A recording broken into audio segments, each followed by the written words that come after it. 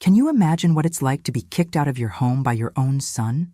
That feeling of having the door slammed in your face, of hearing that you're no longer welcome in the place you helped build? Well, that's exactly what happened to a 72-year-old woman. She left through the front door carrying only a bag with some clothes, while her son and daughter-in-law watched in silence, hoping she would simply disappear from their lives. But what they didn't know, and you're about to find out, is that this story was far, far from over. Have you ever stopped to think about what you would do if you were in that situation? No money, no roof over your head, no support from the person you loved most in life? Most people would despair, silently accept the humiliation, or depend on the charity of others. But that's not what she did.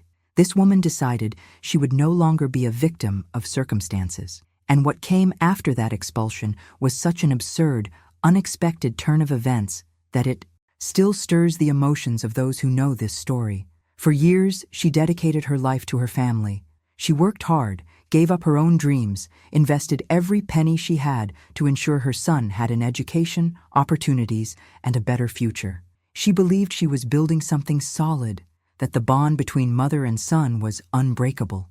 But life has its cruel ironies, doesn't it? Sometimes, the person we love most is precisely the one who hurts us most deeply. Stay with me until the end, because what happened in the following months will leave you speechless. After being thrown out of the house, she didn't beg for forgiveness. She didn't stand crying at the door asking for a second chance. She simply disappeared.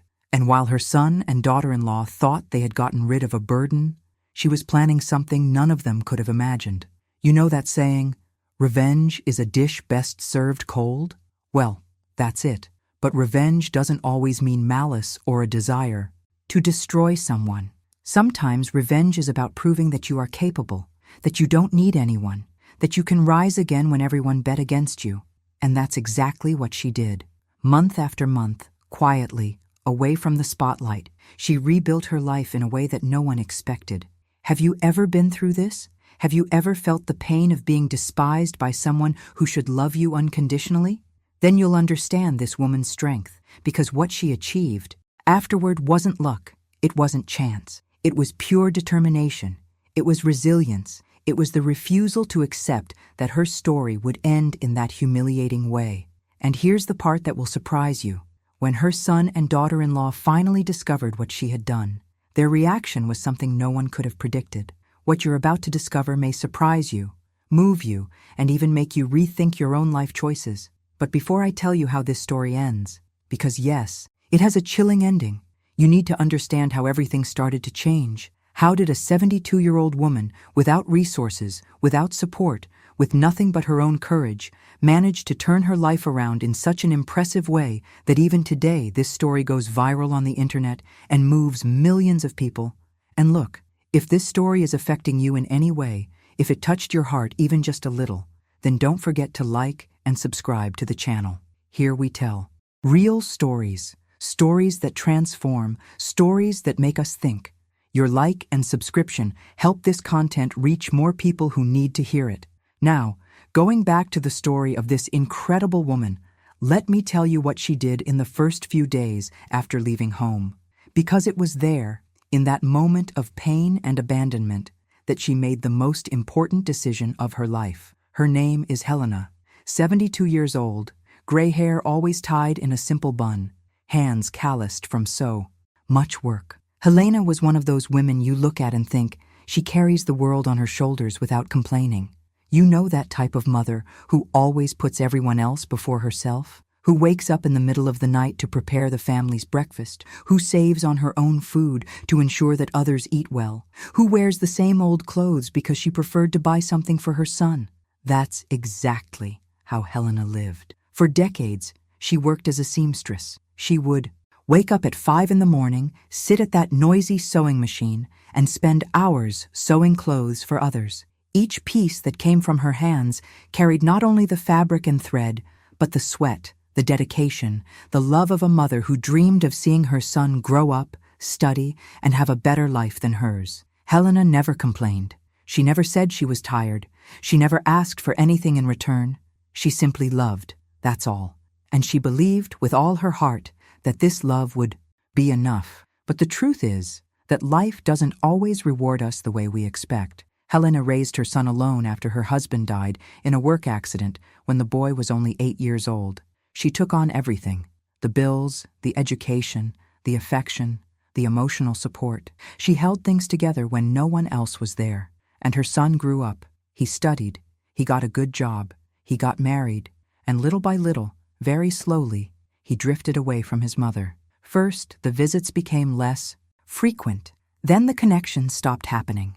Until one day, simply, he decided that she no longer fit into his life. The daughter-in-law had her own ideas about how the house should function. And Helena, with her simplicity and lifelong habits, didn't fit into that new reality. Then came the expulsion. Cold, direct, no room for dialogue. And Helena left that house carrying only a bag, but leaving behind a whole history of sacrifice and unconditional love. Now I want to delve even deeper into this subject because what Helena did from that day on reveals something powerful about human nature. She didn't despair. She didn't beg. She didn't play the victim. She simply looked inside herself and found something that many people lose throughout life: the courage to start over. And you know what's most impressive? Helena understood that it's never too late to rewrite your own story. At 72, when most people have already given up on their dreams, when society puts you in a retired box and expects you to simply exist in silence, Helena decided she was going to truly live. What if the courage to start over was the true secret to youth? Comment below. Which moment in your life would you choose to relive if you had the chance to start over? But what exactly did Helena do? How did a woman alone, without financial support, without a network of contacts, manage to initiate such a radical transformation? Well, she started with the basics. But before getting there, it's important to understand how things fell apart inside that house. Because nobody wakes up one day and simply kicks their own mother out. This kind of rupture happens gradually, in layers, like a silent erosion that destroys something that was once solid. In the beginning, it was small things. Helena liked to cook her way with those traditional spices, those family recipes she kept in her memory. But her daughter-in-law preferred a different style, more modern, faster, and little by little, Helena was pushed away from her own kitchen. Then came the living room. Helena used to watch her soap operas in the late afternoon, that sacred moment for her after a long day of work. But her son and daughter-in-law wanted the television for other things, and Helena kept giving way, always giving way. What began as small differences in habits and generations gradually transformed into something bigger. Conversations became shorter, eye contact colder. Helena realized she was becoming a nuisance in her own home. She tried to help, but was criticized. She tried to talk, but was ignored. She tried to participate, but was excluded. And the worst part is that it wasn't malice. It was carelessness. And carelessness also hurts. Sometimes even more than intentional cruelty, because it comes disguised as indifference, different priorities. It's nothing personal. Financial pressure also weighed heavily.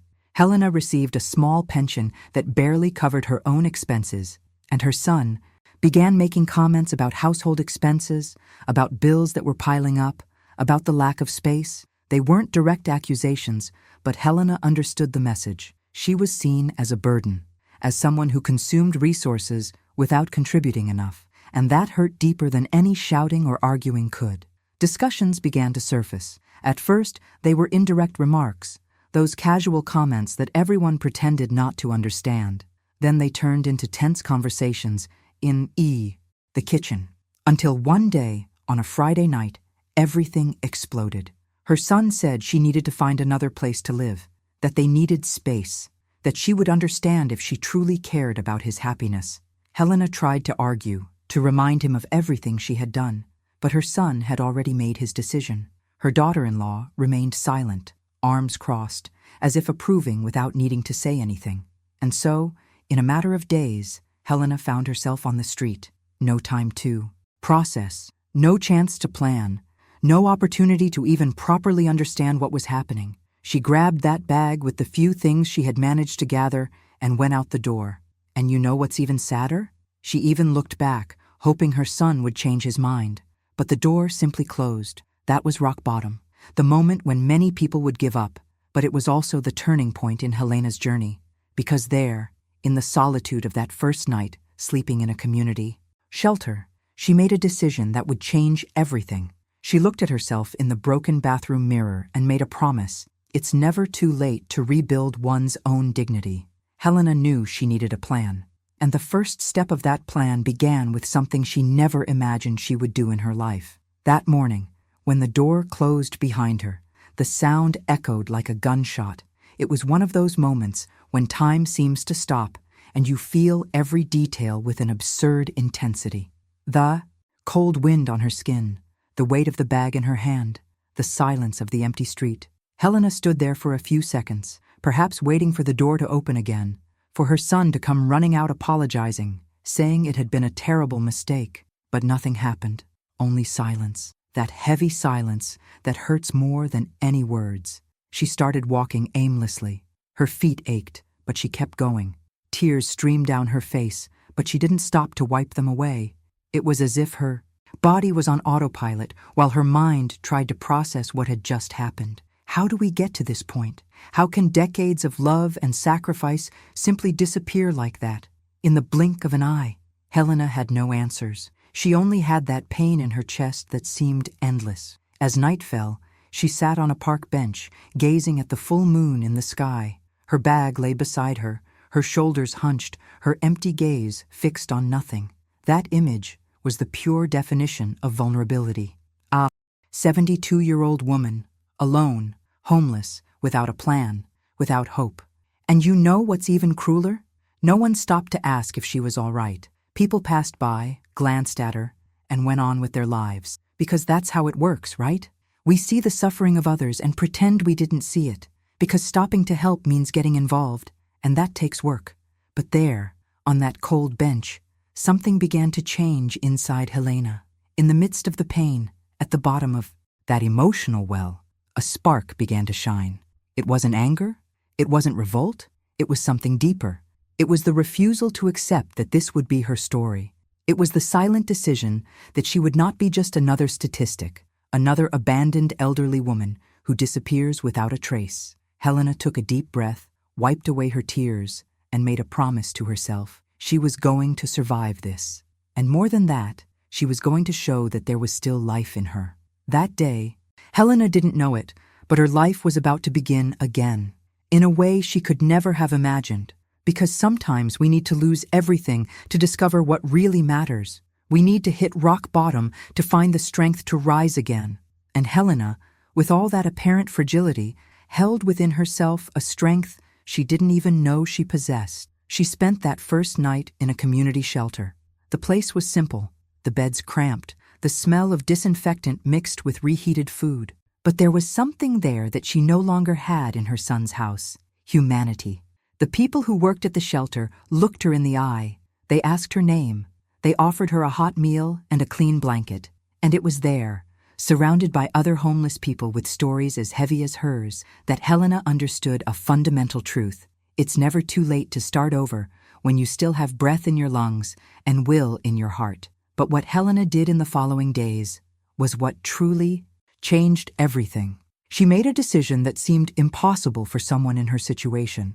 Instead of giving in to despair, she chose to observe the other residents of the shelter, the stories they carried, the strategies they used to survive. There were people there of all ages, from all backgrounds. Some had lost everything in complicated divorces, others in addictions that destroyed entire families, and there were those like Helena, who were simply discarded by those who should have loved them. In the first few days, the loneliness was almost palpable. Helena would wake up in the middle of the night, look at the cracked ceiling of that shared room, and wonder how she had ended up there. Shame weighed heavily on her. She, who had always been so proud, so independent, now depended on the charity of others to have a place to sleep and a meal in her stomach. There's something devastating about losing your autonomy in that way. It's like losing a piece of your identity you know. Helena felt she was becoming invisible. Just another unimportant old woman the world had decided to forget. But there, in the midst of that abyss, she met Donna Margarita, an 80-year-old woman who volunteered at the shelter and had an incredible ability to see beyond appearances. Margarita noticed Helena on the first day. She perceived the way she maintained an upright posture even though she was broken inside. She noticed her skillful hands that never stopped moving. And one day, while dinner was being served, Margarita struck up a conversation. Nothing profound at first, just pleasantries about the weather, about the food. But little by little, Helena began to open up. It was Margarita who said a phrase that stuck in Helena's mind. "You are not what happened to you. You are what you do with what happened." It seemed simple, but those words hit Helena hard, because it was true. She could choose to drown in sorrow or use it as fuel for something bigger. And Helena, even with all the pain, chose the second option.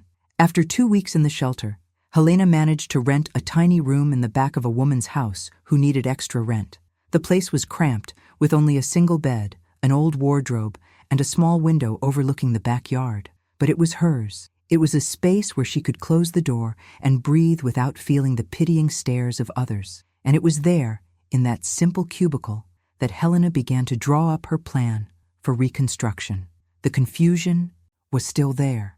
The jumbled thoughts about her son, about everything that had gone wrong, about the years she would never get back. But along with the confusion came something new, a strange clarity about what really mattered. Helena realized she had spent her whole life living for others, and now, for the first time, she had the chance to live for herself. It wasn't how she wanted it to happen, but it was the reality she faced. And it's never too late to make peace with your own history and decide to write a new chapter. What if starting over from scratch was the greatest act of self-love someone can give? Write in the comments. What was the most difficult moment that you transformed into strength? What followed was a series of small steps that, added together, created an unexpected turnaround. Helena began frequenting a small community library 3 blocks from her rented room. It was a quiet place, smelling of old books and weak coffee that they served for free to anyone who hung around. She went every afternoon, not so much to read, but to have a warm place where she could think without feeling judged. And it was there that she met Thomas. Thomas was a man in his early 60s, with disheveled white hair, round glasses, and a wide smile that lit up his entire face. He coordinated a digital inclusion program for senior citizens at the library. The idea was to teach older people how to use computers, the internet, social media, things that, for many people of Helena's generation, seemed like a daunting challenge. Thomas had contagious energy. He truly believed that technology could change lives, regardless of age. One day, he sat next to Helena while she was leafing through an old cookbook. He started chatting out of the blue, asking if she liked to cook. Helena, a little awkward at first, ended up opening up. She told him that she had worked her whole life as a seamstress, but that she had always had a passion for cooking. She talked about the recipes she learned from her mother, the desserts she made for the neighbors, the dinners she prepared with so much care. And Thomas, with his observant way, noticed something that Helena no longer saw in herself: talent, passion, skill, potential. He made a proposal that, at the time, seemed absurd. He suggested that Helena attend technology classes and learn how to film simple videos on her cell phone. The idea was to create content with her recipes and share it online. Helena laughed, not a joyful laugh, but the nervous laugh of someone who thinks they're being mocked. She was 72 years old, barely knew how to use a cell phone, and this guy was suggesting she become a content creator. It seemed crazy, but Thomas insisted, not in a boring way, but with the persistent kindness of someone who truly believes in what they're saying. He explained that he had seen dozens of people transform their lives through the internet. That age didn't matter, that what mattered was having something genuine to share. And Helena, even though she found it all very strange, agreed to try. Not because I believed it would work, but because, honestly, she had nothing to lose. The first lessons were frustrating. Helena would freeze her phone, press the wrong buttons, and get confused with the apps. But Thomas was patient. He taught her step by step, always in good humor, always encouraging her. And little by little, very slowly, Helena began to get the hang of it. She filmed her first video one Thursday afternoon. It was a simple cornbread recipe, recorded in the tiny kitchen of the small room she rented. The quality was terrible, the lighting awful, but there was something there. It had authenticity. It had soul. That encounter with Thomas was a turning point, because he saw in Helena what she had lost: purpose. And it's never too late to discover that you still have something valuable to offer the world, even when everything seems lost. But what happened after Helena posted that first video was something neither she nor Thomas could have predicted. In the first few days, nothing happened. The video just sat there, with only a few views, probably from Thomas himself watching it multiple times to show his support. Helena even thought about giving up, but Thomas convinced her to continue. "Make another one," he said, and another, until in the third week, something began to change. A young mother commented on the cornbread video, saying that the recipe tasted like her childhood, that her grandmother made it the same way, and that she was moved watching it. Then came another comment, and another. People began to realize that there was something special about those simple videos of a 72-year-old woman cooking in a tiny kitchen. It wasn't the production. It wasn't the editing. It was the truth. It was the authenticity. It was Helena being herself, unfiltered, unpretentious, simply sharing what she knew how to do best. Helena began to create a routine. She would wake up early, plan the day's recipe, go to the local market to buy the ingredients with the little money she had, return to her small room, and prepare everything calmly. She filmed the process, sometimes making mistakes, sometimes laughing at her own errors, always being genuine. And little by little, her online community began to grow. 100 followers, 500, 1,000. People weren't just watching to learn recipes. They were watching because Helena brought comfort. She brought hope. She brought living proof that it's never too late to rebuild your own life. But the transformation wasn't just in her internet numbers. It was also happening inside Helena. She started taking better care of herself. She styled her hair before filming. She chose more colorful clothes. She smiled more often.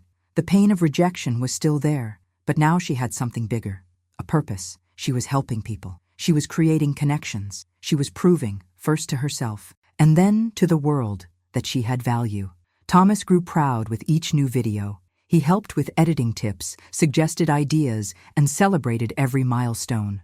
And Helena, who had arrived at that library lost and broken, now walked with her head held high. She had discovered something powerful.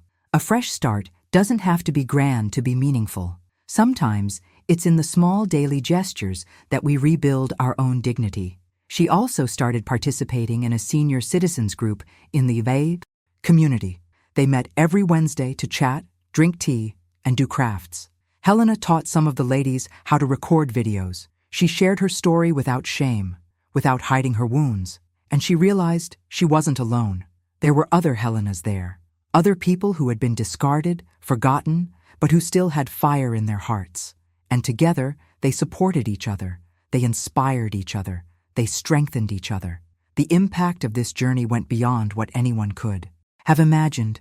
Helena wasn't just changing her own life. She was changing the mindset of thousands of people who watched her. She was showing that age is just a number when you have purpose and determination. But while Helena was building this new life, something was happening on the other side of town.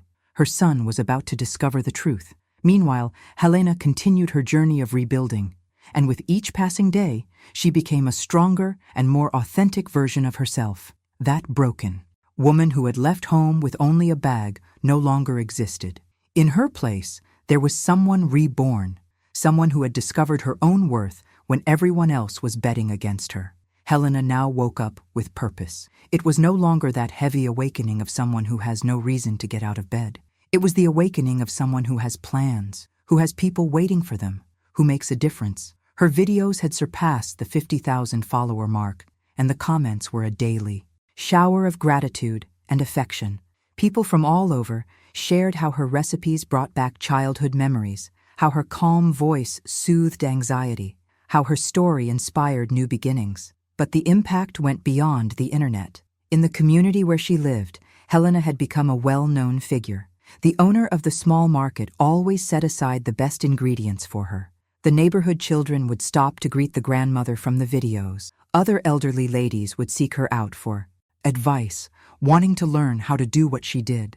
And Helena, with that genuine generosity she always had, helped everyone. She taught, encouraged, and showed that it's never too late to find a new path. Her self-esteem had blossomed in a way that surprised even herself. Helena bought new clothes with the money she started earning through simple partnerships with brands of homemade products. Nothing extravagant, but things that made her feel good about herself. She dyed her hair, not to hide her age, but to feel alive. She started walking in the park every morning, not only for exercise, but because she had rediscovered the pleasure of feeling the sun on her face and the wind in her hair. Independence was what she was most proud of. For the first time in decades, Helena didn't depend on anyone. She paid her rent, bought her food, made her own decisions. And this autonomy was liberating in a way that only those who have lost it understand. She had her dignity back. She had control over her own narrative. And that was worth more than any amount of money. Thomas remained her great friend and mentor. They would have coffee together every Friday at the library, planning new content, laughing at technical mishaps, celebrating every small victory. He used to say he was proud of her, but Helena always retorted that the gratitude was hers, because without that initial push, without someone who believed in her when she herself doubted, none of this would have happened. Helena's life was now simple, but overflowing with meaning.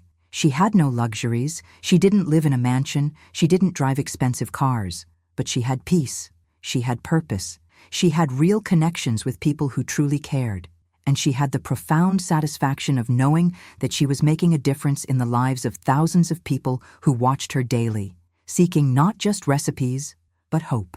But on the other side of town, Helena's son's life was about to take a completely unexpected turn when he discovered what his mother had done. It was a coworker of his who casually mentioned it during lunch break. She was watching recipe videos and commented on an amazing woman who was becoming an internet sensation. She showed her phone to the group, and there was Helena, smiling as she baked a chocolate cake, telling stories from her childhood in such a genuine way that it touched your heart. The son froze. That was his mother, the same woman he had kicked out of the house months ago, thinking she would be a burden for the rest of his life. And now she was there, on a stranger's phone screen, radiant, independent, inspiring thousands of people. Guilt hit him like a punch in the gut. He excused himself, went to the bathroom, and stayed there alone trying to process the whirlwind of emotions. Shame, regret, confusion. How had she managed it? How was she doing so well without him? That night, he couldn't sleep. He tossed and turned in bed, thinking about all the times his mother had sacrificed herself for him. The early mornings she woke up to sew yet another order, the way she economized on her own food to ensure he ate well, the silent tears he pretended not to see when she thought he was asleep, and he had thrown all of that away. He had discarded his own mother as if she were an old object that was no longer useful. It took him another 2 weeks to gather the courage to look for Helena.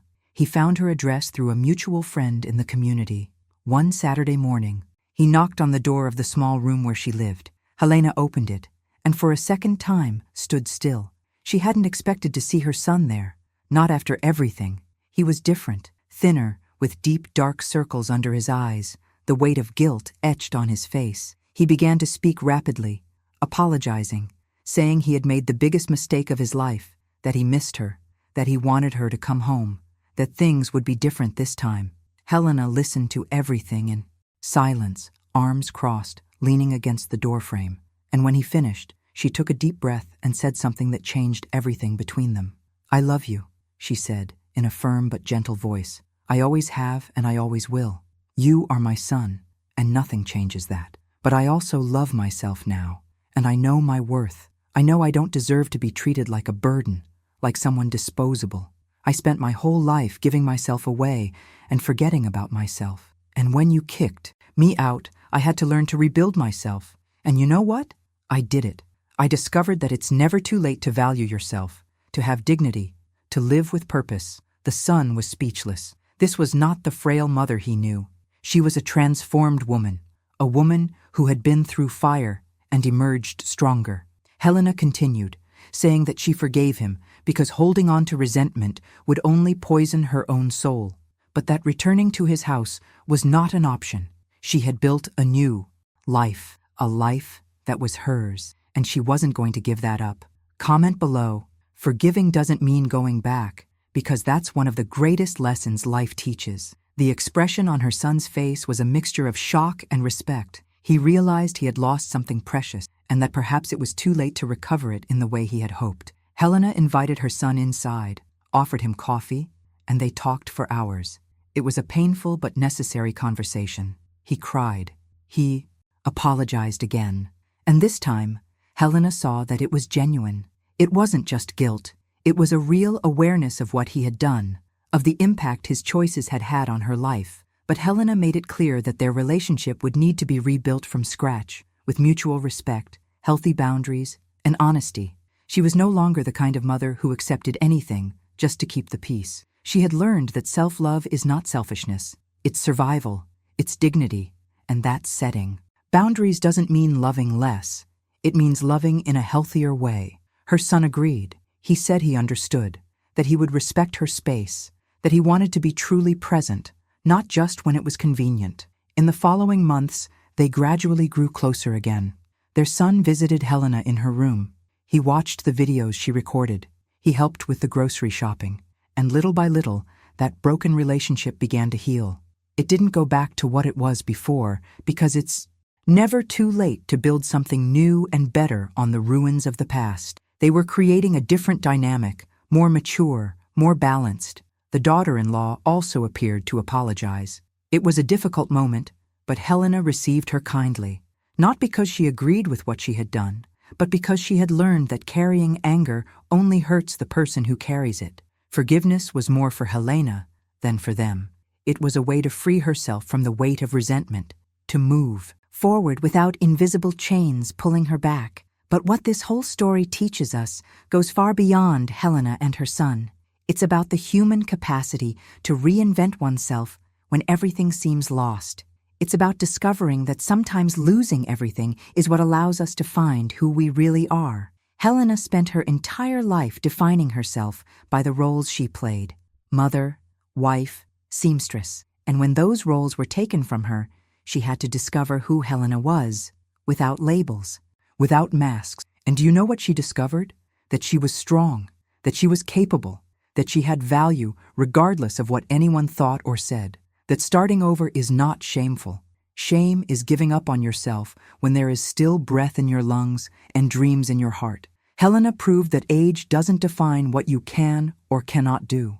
That 72 years can be the beginning of something incredible if you have the courage to take the first step. Her journey is inspiring because it's real, because she didn't become a millionaire. She didn't become world famous. She simply found peace, purpose, and dignity.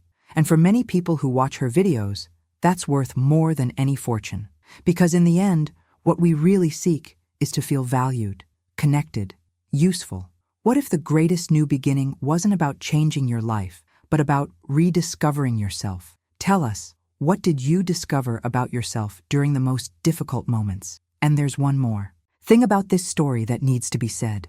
Helena's true transformation didn't happen when she gained followers, when her son returned apologizing, or when she finally achieved financial independence. The true transformation happened on that first day when she decided she wasn't going to give up on herself, that she was going to get up, take a deep breath, and take one step at a time, even without knowing where she was going. Because that's where true courage lies. It's not in the final victory. It's in the decision to keep going when you don't see light at the end of the tunnel. And if you've made it this far with me, to this final moment of the video, it's because this story has touched you in some way. Maybe you're going through a difficult time. Maybe you know someone who needs to hear that it's possible to start over. Or maybe you just need a reminder that you are stronger than you think. Whatever the reason, I want you to know that stories like Helena's exist to remind us that life goes on, that pain is not destiny, and that each sunrise brings a new chance. If this content resonated with you, leave a like below. It really helps the channel continue bringing you real stories that inspire, move, and make us reflect on our own choices. And if you're not yet subscribed, click the subscribe button because there's new content every week with stories that can change your perspective on life. And so I know you stayed with me from beginning to end. Write in the comments. This story touched me. I read all the comments and I love knowing what you're feeling, thinking, experiencing. Your presence here makes all the difference. There's a video over here that continues this conversation about new beginnings and overcoming challenges in a way that I know will impact you too. Click and join me there. See you soon. Hugs, and remember, it's never too late to start over.